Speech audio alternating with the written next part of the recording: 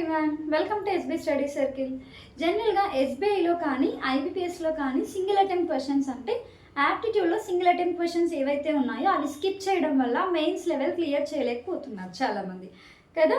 అందులో భాగంగా మనం ఒక్కొక్క షార్ట్ ద్వారా ఒక్కొక్క సింగిల్ అటెంప్ట్ క్వశ్చన్స్ యాప్టిట్యూడ్లో డిస్కస్ చేద్దాం.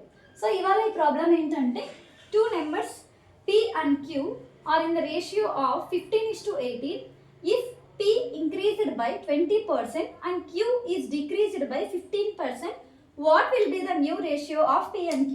అంటే ఇక్కడ PQ రేషియో ఫస్ట్ ఇచ్చారు, P and Q రేషియో 15:18 ఇచ్చారు. అయితే if P is increased by 20%, జనరల్గా 100% అనుకుంటే అందులో 20% ఇంక్రీజ్ అంటే 120నే కదా.